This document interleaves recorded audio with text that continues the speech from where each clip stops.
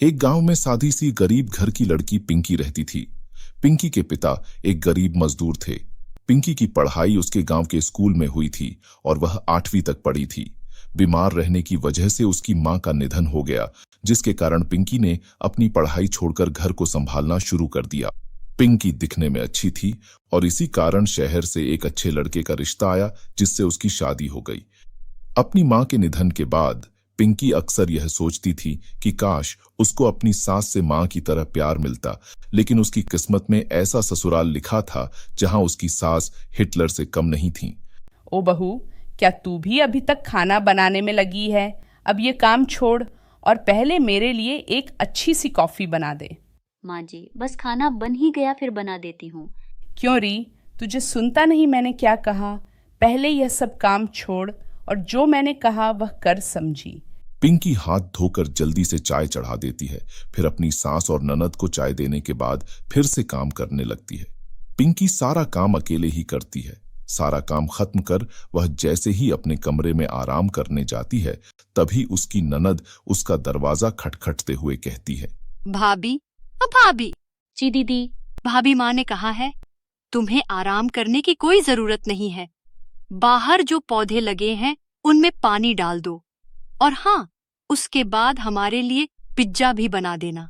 दोनों माँ बेटी इसी तरह बेचारी पिंकी पर जुल्म करती थीं। वे उससे सारा घर का काम करवाती और आखिर में खाने के लिए सूखी रोटियां देती। पिंकी सब कुछ सह लेती। फिर एक दिन जब पिंकी से सहन नहीं होता तो वह रोते हुए शिव जी के मंदिर गई और अपनी सासू और ननद द्वारा किए गए अत्याचारों के बारे में बोलने लगी। हे प्रभु, इससे ज्यादा दुख मैं नहीं सहन कर सकती। सारा दिन काम कर कर के मेरी कमर अकड़ गई है। दिन भर काम करके मैं थक जाती हूँ। सारा दिन काम करके आखिर में खाने को सूखी रोटी ही मिलती है। ऐसी जिंदगी जीने से अच्छा होता मैं मर ही जाऊं। तभी मूर्ति से आवाज आती है, पिंकी बेटी, अब तुम बिल्कुल भी चिंता मत करो। अब तुम्हारे साथ कुछ भी बुरा नहीं होगा।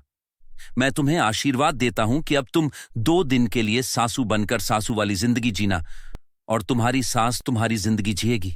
गणेश जी ने अपना हाथ उठाया और एक चमत्कारी रोशनी पिंकी के अंदर समा दी। अगले दिन जब पिंकी सुबह अपने कमरे में सो रही होती है तो सुमन उसके कमरे में आती है। ये महारानी अभी तक सो रही है, काम क्या इसका बाप करेगा? अरे उठ और जल्दी से घर के सारे काम कर, और उसके बाद मेरा सूट भी सिल देना, कल शर्मा जी के यहाँ शादी में जाना है। पिंकी उठती है और कहती है, हे बुढ़िया, ये क्या तब से बक बक करके सुबह सुबह मेरा दिमाग खा रही है? चल जा अब यहाँ से और मेरे लिए चाय बना कर ला। अरे कभी खुद भी काम कर लिया कर। बहू आई नहीं घर में कि तब से आराम से बैठी रहती है और ऑर्डर करती रहती है। और हाँ, मैं कोई टेलर नहीं हूँ जो मेरे हाथ के बने हुए कपड़े पहनकर ही शादी में जाना है। चल अब जा मेरे लिए चाय बना कर ले आ।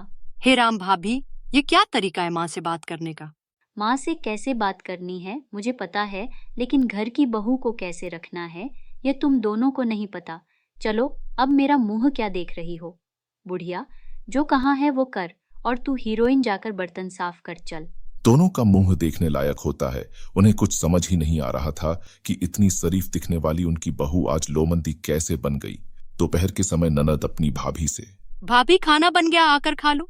कुछ देर में पिंकी आती है और पहला निवाला मुंह में डालती है। छी, ये भी कोई खाना है? एक काम करो, सारा खाना कुत्तों को खिला दो। मैं तो अपने लिए खाना ऑर्डर कर रही हूँ। हाँ, हम भी वही खा लेंगे।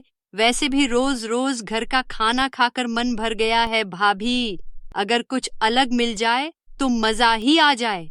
हाँ तो आज तुम दोनों कुछ अलग ही खाओगी। ये रात की बासी रोटी, इसे खाओ समझी, और वह भी बिना सब्जी के साथ, जैसे तुम मुझे देती थी। दोनों माँ बेटी का सर शर्म से झुक जाता है। फिर पिंकी खाना खाकर आराम करने अपने कमरे में चली जाती है। कुछ देर बाद जैसे ही उसकी सासू और ननद घर का काम खत्म कर सोने जाती हैं, तो पिंकी उनके कमरे में जाती है। ये किससे पूछकर तुम दोनों यहाँ आराम कर रही हो? चलो उठो और बाजार से सामान लेकर आओ। दोनों मुंह बनाती हुई बाजार चली जाती हैं। शाम को घर आकर नेहा अपनी माँ सुमन से, माँ, हम दोनों तो एक दिन में इतना काम करके थक गए, तो फिर बेचारी भाभी अकेले इतना सब कैसे करती होगी? और भूलो मत, भाभी के आने से पहले तुमने अपनी मदद के लिए नौकरानी रखी थी, लेकिन भैया की शादी के बाद तुमने उसे हटा दिया। तू बिल्कुल सही कह रही है, मुझसे भूल हो गई जो मैंने अपनी बहू को बहू नहीं नौकर समझा। दोनों मां बेटी को अपनी गलती का एहसास हो जाता है। दोनों पिंकी से माफी मांगती हैं। पिंकी साफ दिल की लड़की थी, वह भी उन्हें माफ कर देती है और इस तरह बहू 2 दिन की सास बनकर अपनी सास और ननद को एक दिन में ही सही रास्ते पर ले आती है। पिंकी के मां ने उसे अच्छे संस्कार दिए थे, जिसका सुमन और उसकी बेटी ने गलत फायदा उठाया, लेकिन अब सब कुछ ठीक हो चुका था। अब सुमन ने घर पर फिर से नौकरानी लगा ली और अपनी बहू को बहुरानी की तरह रखने लगी। उसके बाद सब खुशी खुशी साथ में रहने लगे।